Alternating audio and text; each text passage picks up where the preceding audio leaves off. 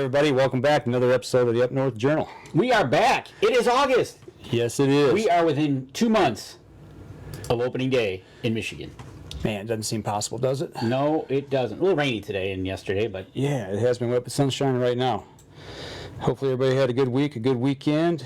Absolutely. We'll get some shares out of the way, and we will get going with tonight's show. You kind of seen the subject matter, so hopefully you got your questions ready. Right. And waiting. And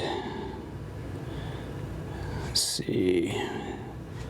Put that on my news feed, and Dan, I am shared and ready to go. You let me know when. I will let you know when I'm ready to go.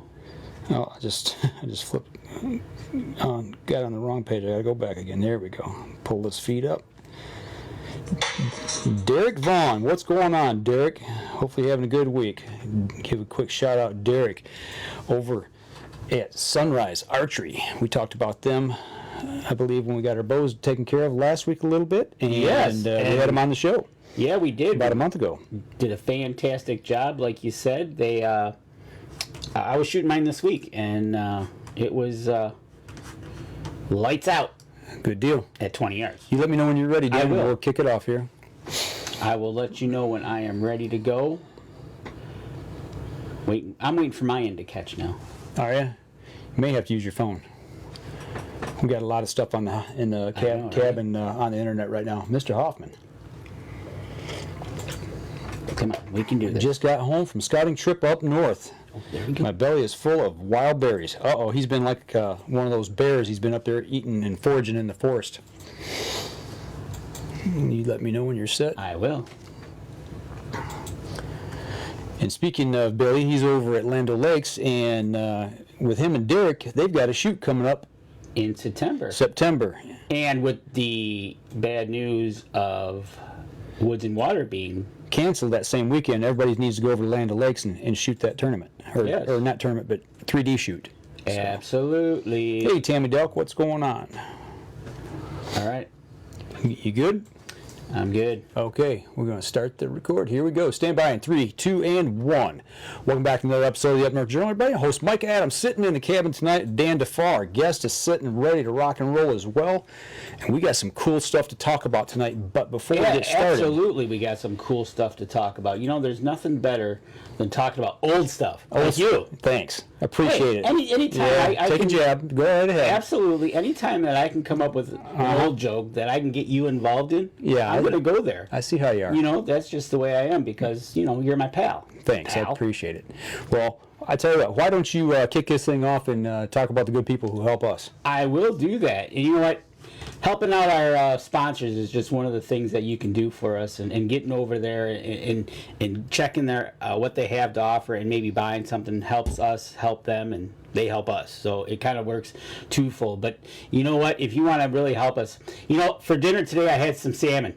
Mm-hmm. It wouldn't have been right if I didn't have Rebel 6 rubs on it. Absolutely. And if you want a promo code, how about 20% off your order?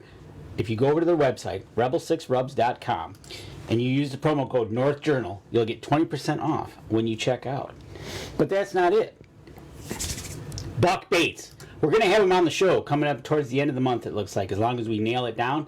We're going to have Buck Baits on the show. And if you'd like to get a 20% off your order over there, go over to buckbaits.com, use the promo code UpNorthJournal, and you'll get 20% off over there. I tell you what, we're drinking our Hunter's Blend coffee here. I had some Hunter's Blend coffee yesterday morning as I was shooting my bow out in the backyard with the sun rising. Hey, if you go over there, you can get 10% off your order. HuntersBlendCoffee.com. Use the promo code capital UNJ, get 10% off. You can see it right there on the banner. That's the promo code. Use that when you check out, save 10%. So, well, what do you think? You ready to just get into it tonight? Well, since we're going to be talking about something old. Thanks. That's the way you're going to treat me, huh? Well, Tammy wants you to cut my mic. I can do that. I know. Well, I'll tell you what. We've been talking about it a little bit here. We shared the story on. It came out. We shared it on Facebook, and then you were able to UNJ, and then see it right there on the banner. That's the promo code. And our guest, he was sitting in the wings, just brought your mic up. You're going to have to kill your audio on your end there if you don't mind, because we're getting feedback off of that. There we go, cool. But none other than the Michael Bleau himself, the man who found the old set of elk antlers and skull here locally. Welcome to the show, Michael. Hey guys, how you doing? Thanks for having me. Doing great, man. Thanks for taking time out of your Sunday evening to sit down with us and talk about old stuff besides me, I guess. Thanks, Danny. Yeah, you got plenty of weight in my beard. Yeah, there we go. Well, actually, we talked a little bit about it, and you and I are close the same age, so Danny, you better watch out. You're going to get ganged up on here real quick. Okay, you two old guys. But Mike, it's a pleasure to have you on the show, and it's one of those things that, not going to lie, this is like finding a needle in the haystack, or a needle in a lake, I guess. Yeah, or a drop of water in the ocean. Drop of water in the ocean, right? How did you find this thing? Let's start there. Let's get the story behind how you found it. Yeah, so we have like a swim platform on a couple pontoons underneath the deck and some stairs, ladder, and we anchored off about 20 meters off the shore. And it drifted where we didn't want it, so we wanted to move it. So we were basically pulling up the two anchor lines, and they're basically just 50-pound blocks. And we got the first one up, no problem. Second one, we couldn't pull it up. There was three of us on there, myself, my son, and his fiancée, Josh and Bailey. So we got our backs into it, and finally it broke loose, and great. So we just pulled it up enough off the bottom so we could drift. And I looked over the edge and I saw what looked like the trunk of a tree. So I said, guys, we got to pull this all the way up and get it off. And by then Bailey jumped in the water, so Josh and I pull it up, and she swims over to help me get it off the rope, and we realized what it is, and she was freaked out because she was in the water near it. And at that point, it was covered with this really slick black, almost like graphite powder and grease from the bottom. So it was completely black, and the surprising thing is that there was only one loop of rope around one of the antler tines. That was the only thing holding on to it. Wow. We got it up, and we got it up on top of the swim dock, and just said, okay, this is crazy. All the other kids in the water were screaming. They thought it was cool. And we finished moving the dock, and then we put it on the boat and took it in, and we knew it wasn't a deer. Wasn't really sure what it was. Looked, like it could have been owl. So we just rinsed it off and started trying to reach out to people who might know what it is or can figure out how old it was, and if there's anything that we should do with it to care for it. Wow, I got a picture of it. It's your son and his girlfriend are holding this thing up, and that's the lake behind them there where you found this at. Okay, it's a private lake here in the local area. Yep. And you said that the kids were screaming and everything. What did the people in the neighborhood or out on the lake, what did they think when you pulled this thing up? We got a mixed reaction. My one neighbor, he said, "You haven't been here long enough. You have to give it up." I was just about to say, because we talked before the show that you just moved there, so yeah, welcome to the neighborhood. No, you can't find something like this. Give it to me. Wow. Yeah, we've only been here since March, but yeah, we've had people come over from around the lake just to check it out before we shipped it out to Cranbrook. People were coming by to check it out.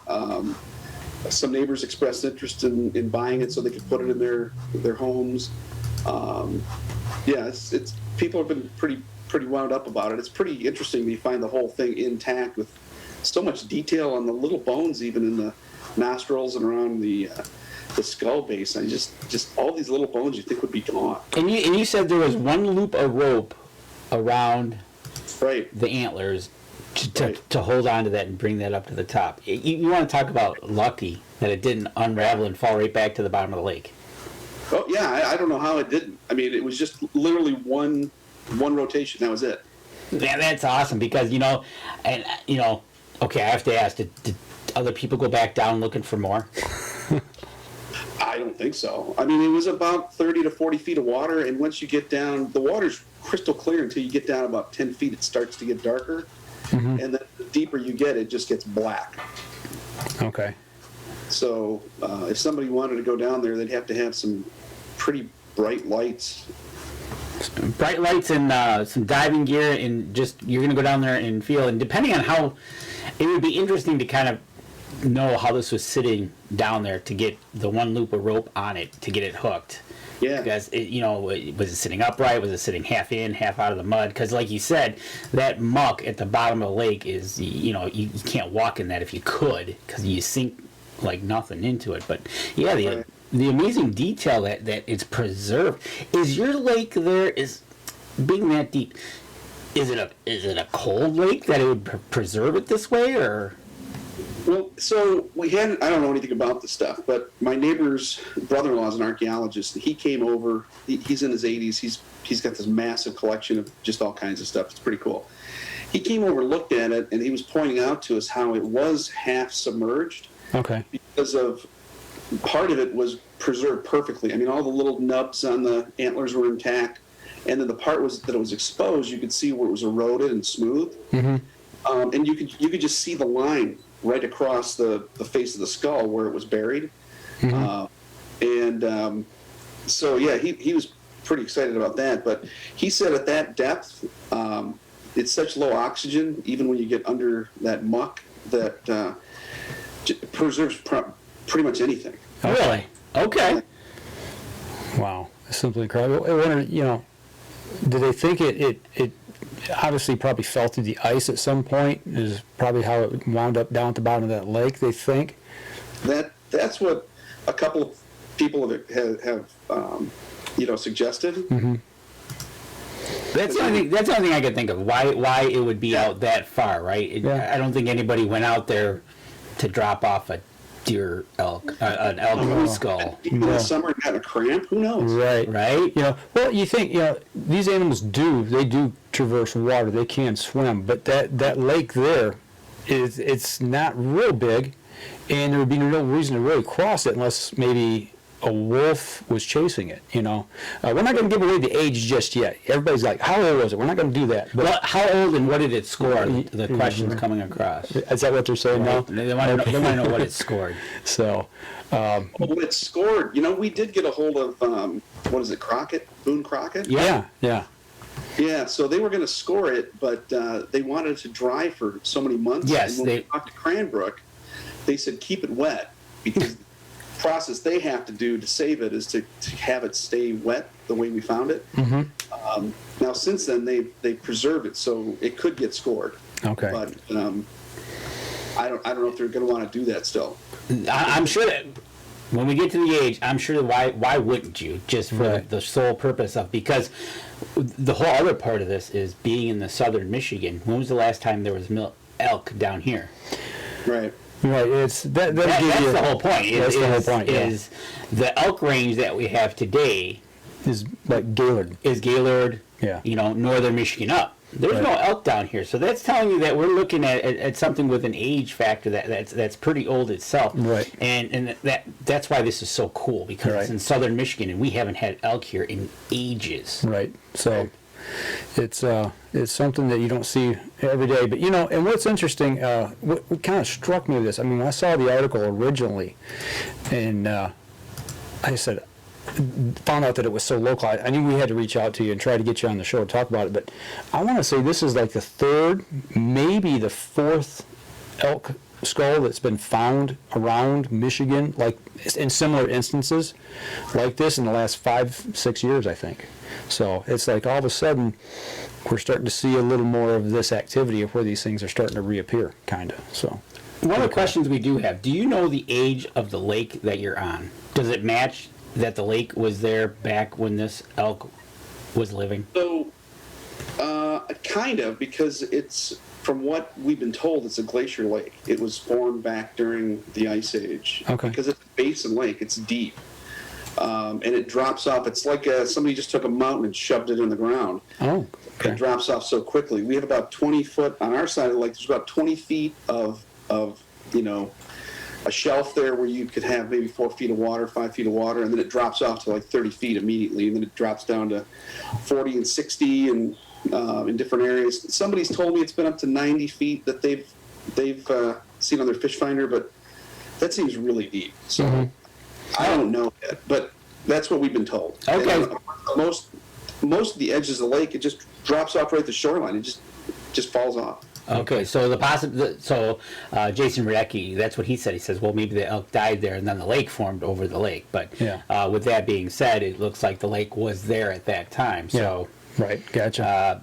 Let's go back. Either was swimming or it was ice. Yeah, it fell through the ice. Yep. Yeah, it could have been either way.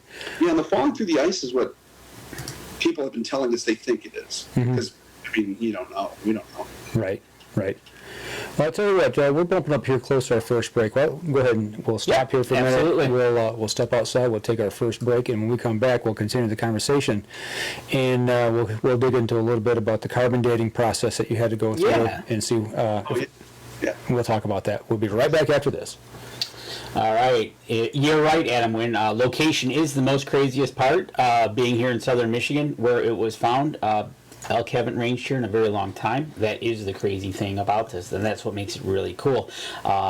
Puts the age on the animal and what they have to go through to determine how old it was. The carbon dating process, which will come up in our next segment. So, but truly, really cool. And if, like you said, if that lake is that deep, it gets cold pretty quick, and you get to the bottom of that lake. Well, Lake Fenton here locally has got. There's spots that are 90 feet, 100 feet deep, you know. I mean, there's a lot bigger. That's a 400 and something acre lake. Yeah, there's a couple holes in there. I think 450 acres. It's pretty big.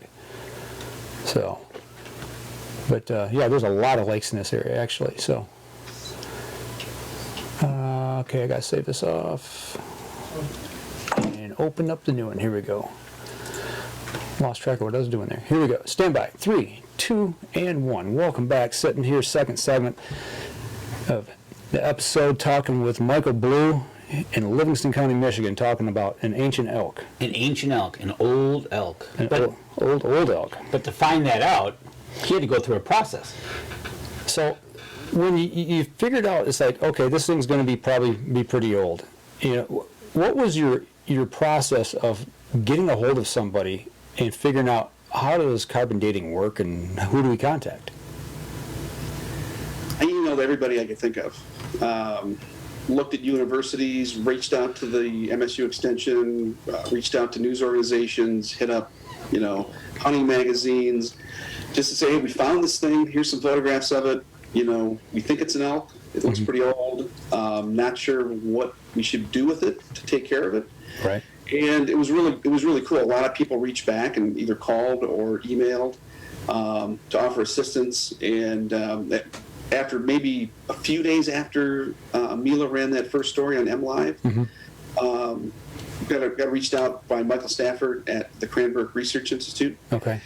And he said, listen, if you want to loan it to us, we'll date it, we'll preserve it, we'll put it on exhibit, and we'll take care of all of it. It was fantastic. So they picked it up the next day, took it in, started the preservation process, and sent some samples, small samples from inside the skull to a company called Beta down in Florida, where they ran it through some type of carbon dating process. I'm not sure what they used to determine it, and then they came back with a report. I think it came in Friday or Thursday this past week. So they just took a little bit of the skull bone itself to send down to this place in Florida? Yeah, yep. And obviously it doesn't sound like it was a big, large section of the skull that they had to send down. No, you probably wouldn't even notice it, and they took it from the inside of the skull so it wouldn't be visible. Okay. Detract from the way it looked. Okay. Yeah, I've got a picture up here right now, and it's of the upper roof of the mouth, and you can see the bottom of the teeth. Oh, yeah. Now, we've learned how to age deer by their teeth. Now, I know you're not going to know how old this, or how far back of a date this thing was, but did they do anything by looking at the teeth to give an estimated age of the animal when it died? Yeah, they said he was about 18 years old, was married, had a couple kids. Okay. Normal elk life, yeah. Couple cows, couple bulls, picket fence. And that's why he was out on the lake. There you go. He was fishing. Yeah, right. Well, as far as I know, they haven't done that. Okay. That would be pretty interesting if they could determine how old the animal was when it fell in the water or Right. died. Yeah, I'm just looking at the dentin there on the bottom. I mean, just the way, I can't tell if that's, silt that's crammed in there, or if it's wear or what, but that's kind of the way we do deer. When we take a deer, you can look at the, determine the age by the wear of the teeth. And I just wondered if they did that. Yeah, I don't know. That's a question I can ask him if that's something they're planning on doing. I mean, all the teeth were except for one tooth. All the upper teeth were there. So he cared for himself, his dental. Absolutely. Health. He had a good dental plan in southern Michigan.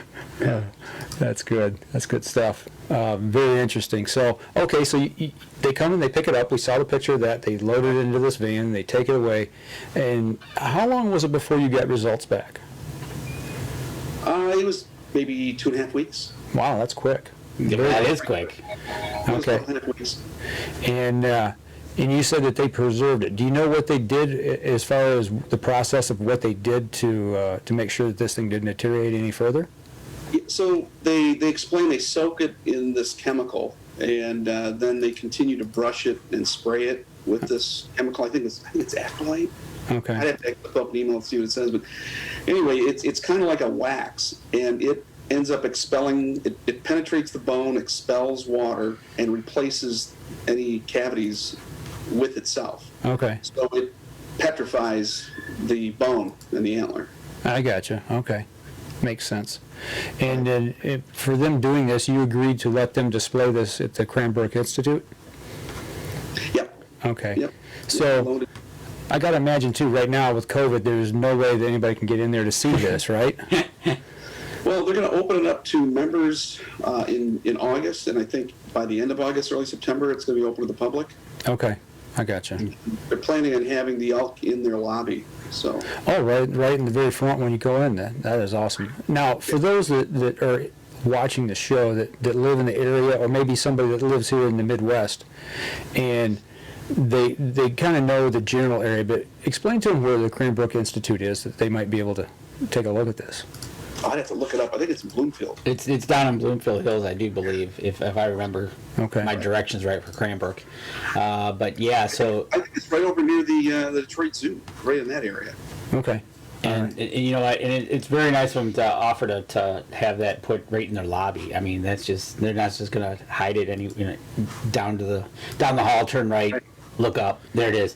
But they're going to have it right in their lobby. That just, it's a cool factor to see something of this magnitude that really, it sounds like almost was a fluke to be found.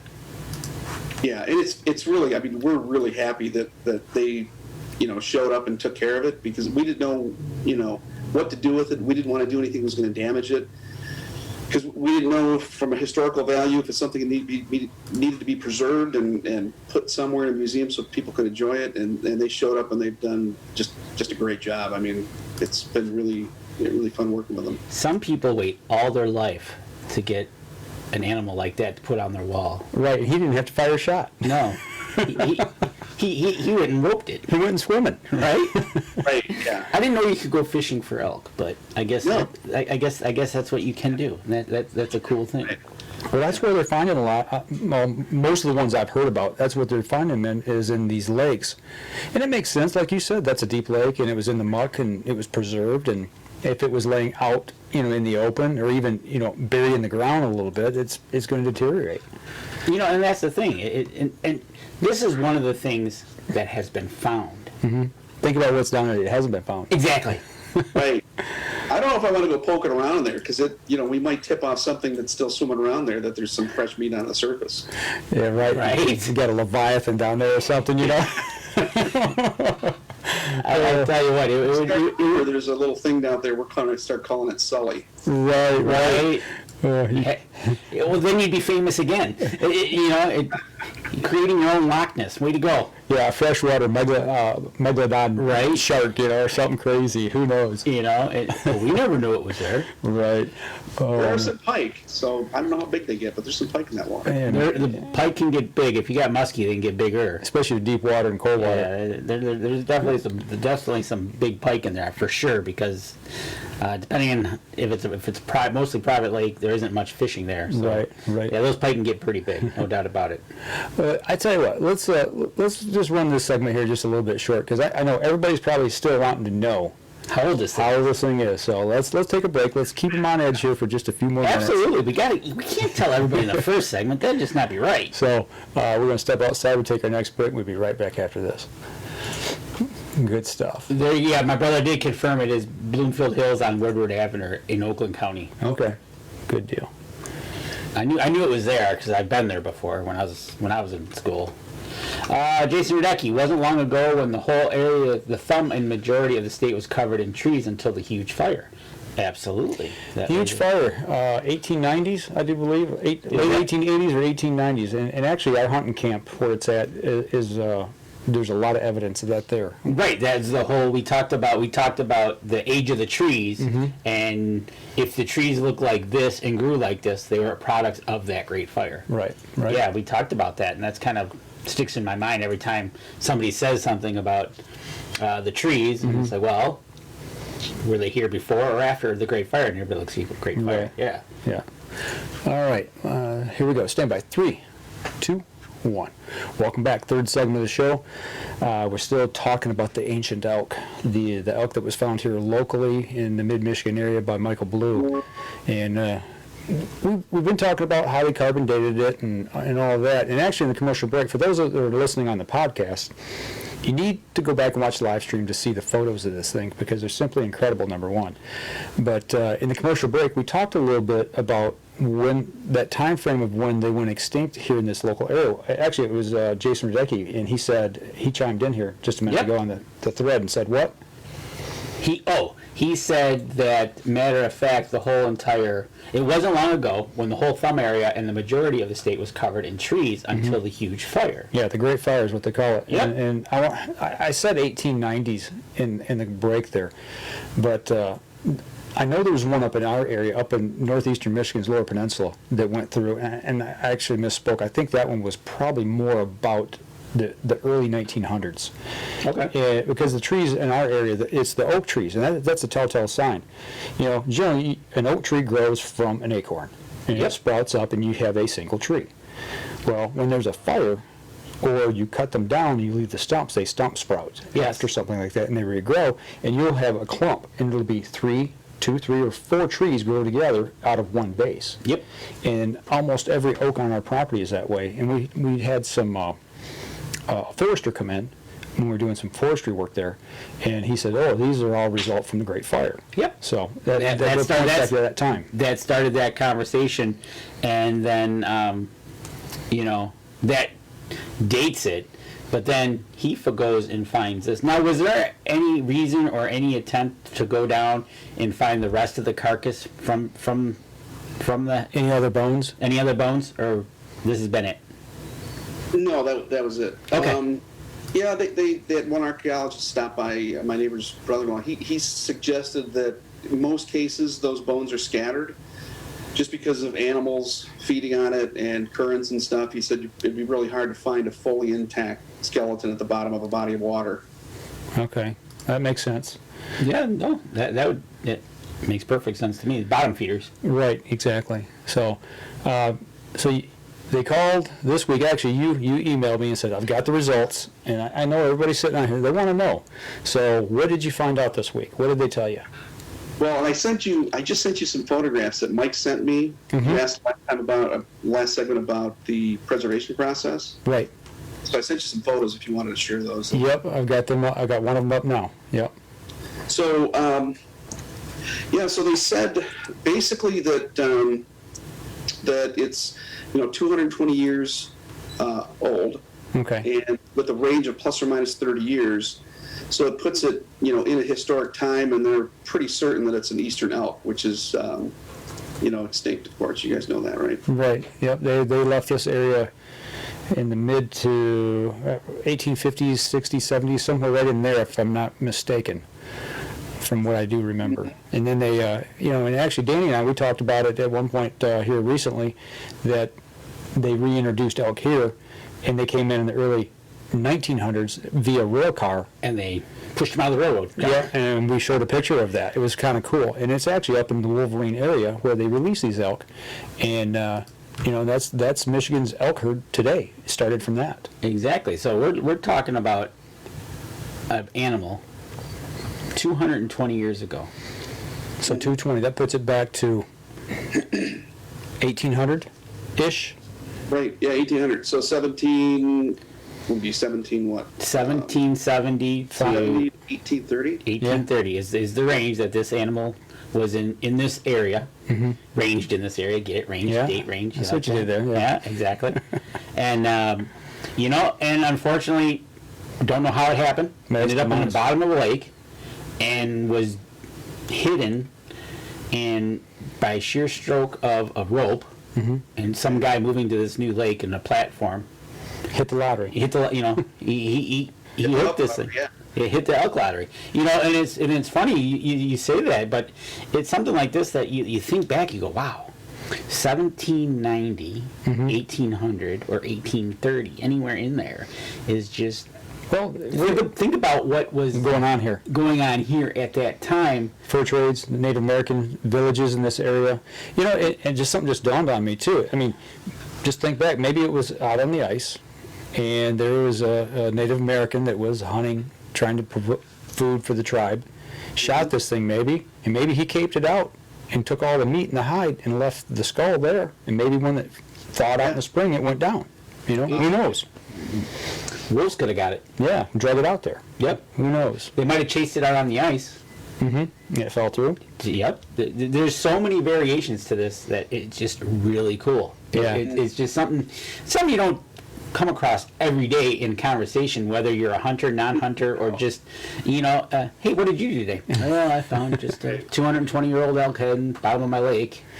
Well, looking back at that, I told you, Michael, before we started the show, in Toledo, there's a statue of not a Confederate war wasn't that time, but there was an Army cavalryman, Oliver Hazard Perry, and once he retired from the Army, the U.S. Army, he came up into Michigan, into this exact area, and he kept very meticulous notes on his hunts here.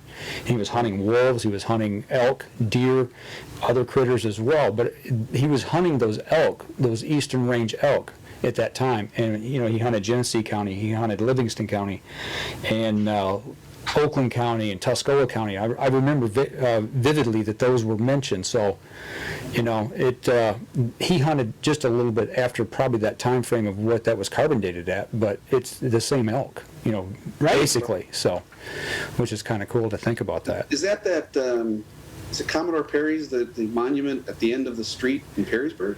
Yes, exactly. Okay. Yep. Right, I know what you're talking about. Yeah, actually there was a gentleman on Facebook that posted that this week and was making reference to it, and I believe he said that he was he had been told he was a distant relative, and he was actually there and took a picture of that and was talking about it, and I said, I've got a book about that man hunting in this area, which is kind of cool. Well, that's awesome. Again, things that have happened years ago and being connected to present day. Yeah, and here we are talking about it. Yeah, exactly. And it's just not across the country. It's right in our back door. Right. So that is just amazing. It is awesome that you find this and just you get the right person and like I'm totally. It's awesome. I wouldn't let Cranbrook have it. I'll tell you that much. I'd be like, no, you are not getting it. But I say, well, we're hoping that after Cranbrook, once they're done exhibiting it, that there's other museums around Michigan that would like to share it and show it. We can loan it to. All right. Absolutely. I'd get a replica made. I've got a couple of questions on a little tangent of this, but I want to go ahead and take a break. That way we can finish this show on that topic when we come back. So we'll go ahead and run this one short as well, and when we come back we'll discuss that my questions a little further here. So we're going to step outside, take our last break, and we'll be right back after this. Sounds good. Do you know what the book is called? The Hunting Adventures of Oliver Hazard Perry is the name of the book. Yeah.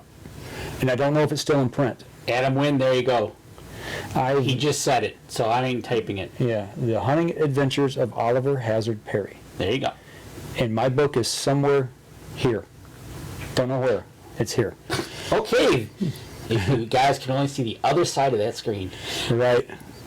Well, we had a house fire here back 7 years ago, and you know, a lot of my stuff is still sitting in boxes. Right, You know, it's exactly. like, well, I know what's there. I was going to put it over here, and you know, stuff gets piled on. Another amazing thing is that this thing fell in the water, because if this fell on land, Be gone. it would be eaten, gone, gone. It'd be gone. Yeah, it'd be eroded and Yeah. deteriorated, So what that's have just- you. That is just, it is cool. It is just neat. It's kind of like finding a saber-tooth tiger. A woolly mammoth. A woolly mammoth in a tar pit or something. Yeah. Right, exactly. You know, and you just sit there and, you know. Very cool. Okay. Oh, wrong button here. Here we go. Stand by. In 3, 2, and 1. Welcome back. Last segment of the show. Talking about something that's a lot older than me. Go ahead. You got something smart to say about that? You're just going to let it sit there. You just. Okay. All right. You just said it all. Why do I Okay. have to put butter on that? Well, I thought you might want to put a little butter on it. No, that's okay. All right. You're like 20,000 days old too, so. Yeah. I turned 20,000 days old last week. Yeah, see? So, oh man. But anyways, you had some questions for Mike about his elk head. Yeah. So looking forward, I mean, you and I had talked previously, and you had mentioned that some people have been approaching you about what's going to happen to it. Do you want to sell it? Things of that nature. But you just mentioned that you might send this thing on a little tour around the state of Michigan to some other museums. Can you talk a little bit about, you know, people approaching you with that? What did you think when somebody said, "Hey, I'd buy that"? It was just interesting. I mean, you don't have people showing up leaving notes in your mailbox and with their phone numbers and or just calling you out of the blue because, you know, I gave my contact information out just so people could contact us. But Right. I didn't expect people to call and say, "Hey, I'd like to buy this from you." You know, we've had several offers from people on the lake that would like to keep it on the water. You know, they'd like to put it in their homes, which is great. I mean, at some point down the line, we'll probably sell it. We'll auction it or something. I'm not sure. I don't even know what the value it would be. So I'm not sure. At this point, priceless. Yeah. Because it's all what somebody wants it to be, right? That's how it works. And this, really, truthfully, is it a one of a kind? Is it a, you know? Like I say, you don't find them every day. There's been a few found here in the Right. last But 5-10 years. Connected to the elk herd that was, which Right. is now gone. Right. And then fully intact as much as this is. It's not a partial. It's a, you know, Yep. obviously lower jaw is missing, but Right. you know the head, and it's a 6x5, I think. 7x6. Am I right on that? Was it 7x6? You're asking me? Yeah. I don't know. Well, wait a minute. I got a picture here. Yeah, Let's I think You it's can count it up. right. In the one picture, there's one that's kind of hidden behind the side. But yeah, you can get an idea by just counting up on the. You know, so it's not just like an elk spike. It's a nice size elk. Okay, there's 6 on the. If you're looking at it, there's 6 on the left. So it's a 6x 1, 2, 3, 4, 5, 6, 7. 7x6. 7x6. That's not a small elk. And there's, I can't tell if that's just a little nodule down there. Right. I think it's just a little nodule. It's not a kicker or nothing down there in the front. I think it's right at the base of the pedicle. So we'll go with 7x6. Yeah. And you know, it's one of those things that, yeah, I think price-wise, it's priceless at the time until he sees fit. Right. And you know, like, you know, he'll have everybody from, like he said, he's got people with dropping things in his mailbox with a phone number. Right. Right. You know, so who knows? You know, if you do wind up selling it, I think what I'd like, if it was me personally, I'd like to see is the DNR to buy it and use it maybe as one of their museums and tell the story about it, but let the state of Michigan buy it and use it as a historic piece. Maybe, It would be nice to see it in the Michigan Museum yeah, the Michigan Museum in Lansing. in Lansing. Yeah. That would make sense. And they got plenty of money. Yeah. Maybe they do. Maybe they don't. I don't know. Yeah, so it's just those are my thoughts. If it was I'd rather me, have to spend money on the roads first. Let's get the roads fixed. buying elk, dead elk later. Right. Well, actually, they just paved my road this week. I was going to say that. Yeah. You had a nice, smooth road now. It's as smooth as it's been since I've lived here. Right, exactly. I was like, wow. But, just it's one of those things. He's going to have people coming out of the woodwork just offering up whatever. Right. Right. Very cool. You got any other questions? Actually, no, I don't, because I just want to see this thing, like you said, it's going to Cranbrook. Yeah. I want to hear what kind of it follows after that, and what he's going to do with it will be interesting. Right. I'm sure we'll find out more whenever he decides. Maybe he's going to put it in the middle of the anchor in the middle of the lake. behind acrylic, so his entire lake friends can see and know who found it. The new guy on the lake. Hello, that's me. And by the way, here's my elk. Well, I gotta imagine. So you're the new guy on the lake. I bet everybody on that lake knows who you are now. Yeah, I think so. Yeah. After finding that thing. Well, it's not just me. I mean, my son Josh and his fiancee Bailey Patterson, we all pulled it out together. Mm-hmm. So it's a three-way split. We're gonna have to, if we get $500 for it, we gotta split it up. There you go. I say you take it and you nail it to the swim platform and call it a day. Yeah. Something tells me I don't think it'd still be there after that. It's a little creepy, I think. Yeah. Oh, that's good. It's a clothes hanger, right? Yeah, right. Yeah, you Hey, can hang put swim towels. trunks on it and towels, yeah. You could put the towels on it to dry. It's big enough for Yeah. sure. Yeah. Absolutely. The one picture is they just didn't use a regular car to come pick this up. They brought a U-Haul to get this in, which was kind of funny. It's not every day you're transporting a set of elk antlers. So yeah, you're not going to use your Chevy Cruze to put this in the put the seat down. No. They brought a U-Haul. So That's good stuff. Well, I'll tell you, I really appreciate you taking a little time with us, sitting down talking about it.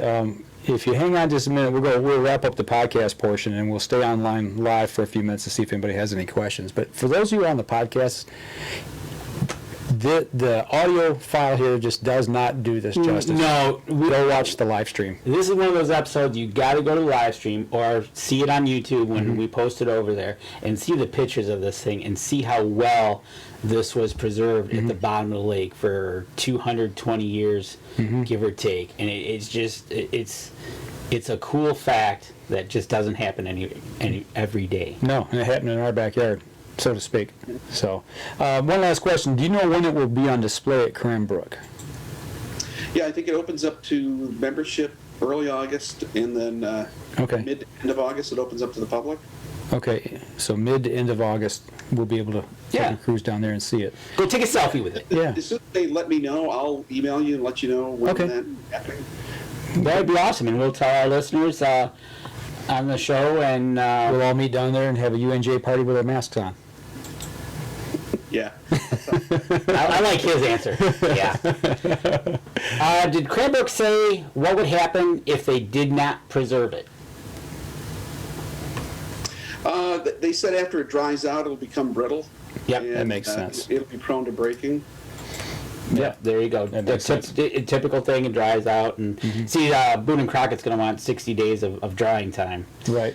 Now that he's done that, preserved-wise, it should be able to score it now. Yeah, they don't want to do a green score, but it's been 220 years. I don't think that's a true green So score. if they this is awesome, because if you get this scored and they put it in the books, it's got to go. It's an Eastern. It's got to go under. I don't think there's anything under that category. I don't think so. So you'll probably have the Michigan State record for For Eastern. the one and only. Yeah.